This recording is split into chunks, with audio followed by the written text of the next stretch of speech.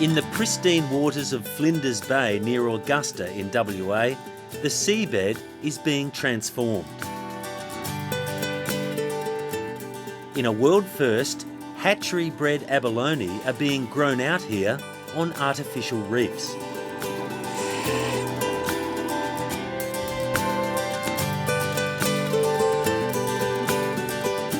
Brad Adams is a former wild-catch abalone diver and marine scientist. He has developed the world's first abalone sea ranch and will soon be exporting his ocean-grown product to the world.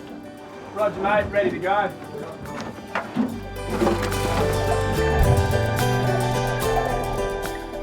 With the sea ranching is to just basically build your own reefs in an area where abalone would thrive naturally, and the food's there, the environmental conditions are fantastic, it's pristine waters, and they just grow naturally without any intervention from us.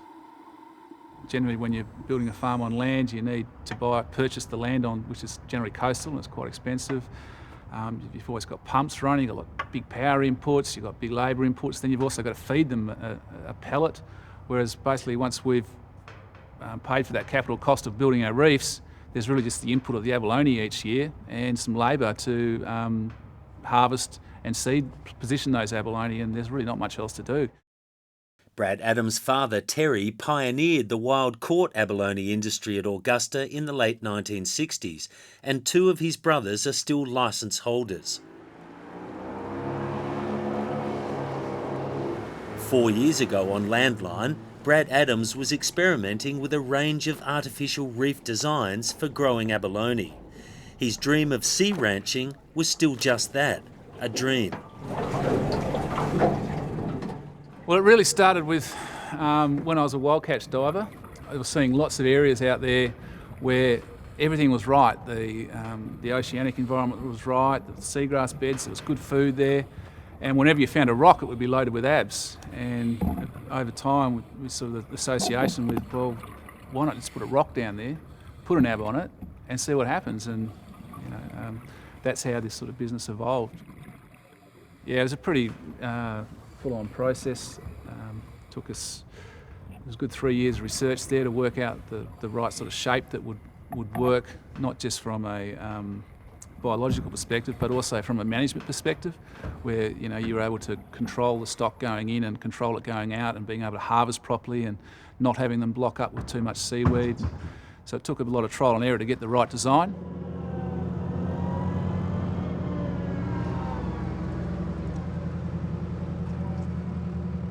The right design was what he calls an abitat, a play on the words abalone and habitat.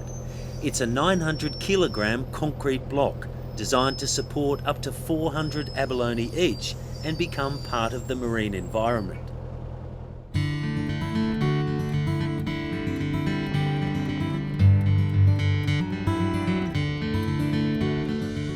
Augusta's new $36 million marina, built with profits from the mining and gas industries as part of the state's royalties for regions policy, has been crucial for getting the project up and running. Before this marina was completed, we were trying to load those concrete blocks off a boat ramp where there was swell and wind, and it was quite hard to do and slow and time consuming. And it's just been fantastic for us to be able to work out of here, have safe anchorage for our vessels. We actually, in the time that the marina was getting built, two of my vessels broke their moorings and ended up on the beach and with some damage. So to have this facility here is so crucial to our business.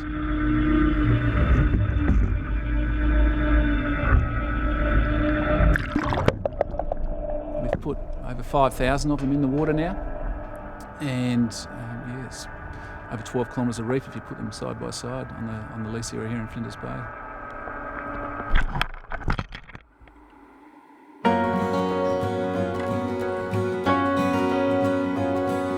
So 18 months ago we started seeding our reefs that we've been building. The first year we put 400,000 abalone out, the second year another 1.1 million. This year we'll do another 1.1 million again to completely stock the farm. Roger that. What's the visibility like? Visibility, yeah, pretty good I'd say. Mark Wall is a dive master and ocean-grown abalone's farm manager. So we deploy the abs in actually a modified oyster basket. They got a top and bottom lid. Each basket contains 200 abs in it, and we strap 2 of those using shot cord and a stick to each habitat, so you get 400 per habitat. And in one deployment, we'll do 7 lots of 44 baskets. I think it's 352 baskets all up. What we've done is marker buoyed all the habitats into what we call reefs. And so we have a numbering system starting on each line, and then it runs sequentially. So we've essentially got a grid system underwater where we can track exactly where abalone are that we've deployed, harvested, or even mortality rates. Survival rates on the oldest habitats have averaged about 80%, and the marine snails have thrived on an abundant range of seaweed. When we do initially seed them though, you see quite a large fallout. At the moment we're unsure entirely what that is, but we're looking into it. A lot of it we think is to walk off, and then also predation, because they're quite weak at that point in time, and predators easily get them off the habitats.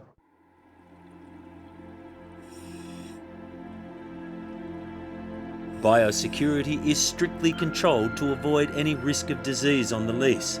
The Department of Fisheries closely monitors the farm's environmental management plan.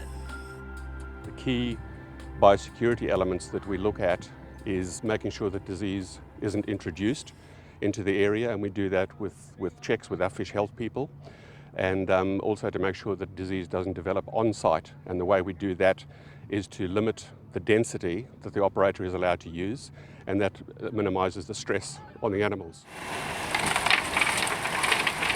Juvenile abalone are all quarantined at the hatchery farm at Bremer Bay on the south coast before being transferred to Augusta.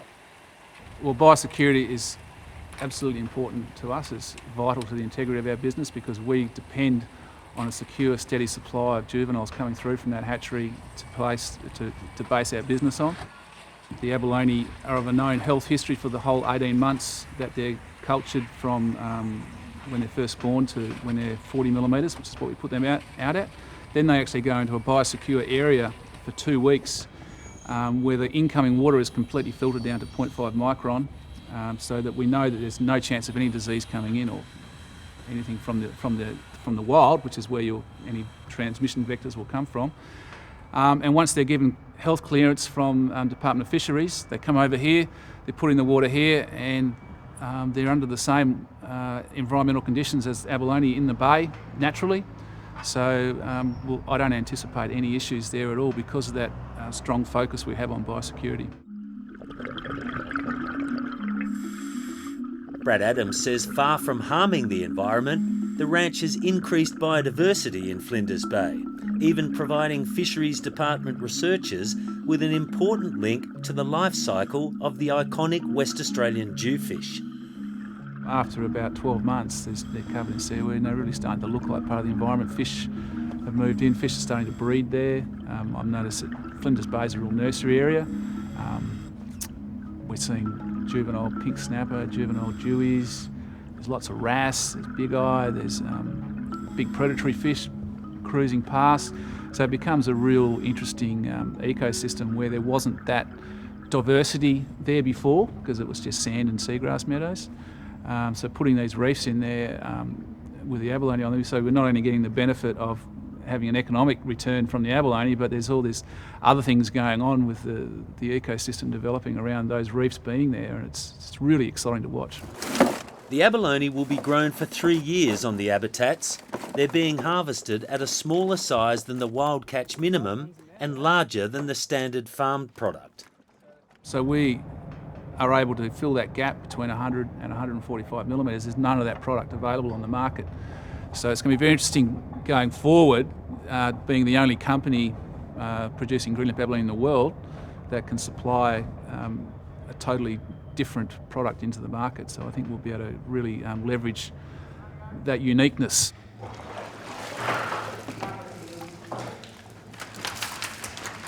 The first abalone harvested this year has been sold into the domestic market as snap-frozen single-serve units. Ultimately, the goal will be to sell into Asia, especially China, where there's likely to also be huge demand for a live product. Live's really where it's at. You can really increase your price return for live abalone into the market, and I think with the facility we'll have here and the fact that we can harvest only a couple of minutes away, put them into the live tanks, get them straight to Perth. There's direct flights into China now. I think we'll be able to achieve very good returns for our product by getting them live into China.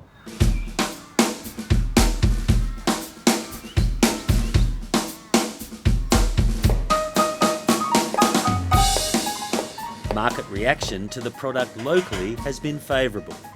At the high-profile Lewin Estate winery, chef Danny Angove says it's perfect for the growing Asian clientele visiting the Margaret River region.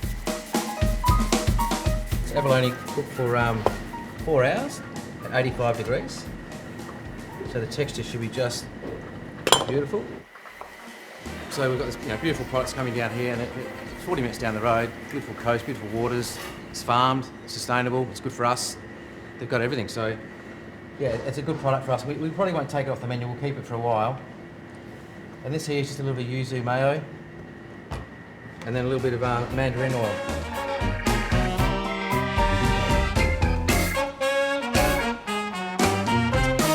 From its initial production of 12 tonnes of abalone this year, the ranch is expecting to yield 60 tonnes next year and reach full capacity of 100 tonnes a year by 2018. Plans are already well underway for new farms at Esperance, 700 kilometres east of here, and at Port Lincoln in South Australia. So we're already running a trial in Wally Bay in Esperance with a business partner down there who owns a couple of abalone licences. We're 6 months into that trial. It's promising results. We're in the process of developing another trial in Port Lincoln. So basically, before we go into a site to apply for a lease, we need to run our process for at least 12 months just to make sure that it's going to work, because what we're doing no one's ever done before. Brad Adams believes sea ranching will secure the future for Australia's abalone industry, providing a low-cost way of achieving premium prices in a growing market for sustainable ocean-grown produce. This sea ranching of abalone is going to drive future growth and future investment into the abalone business along the south coast, because the cost of doing it on land's reasonably expensive, the product's not as good, wild catch is limited by quota, so to drive future growth of the abalone business, I really believe that sea ranching is a great opportunity going forward for some of these coastal communities.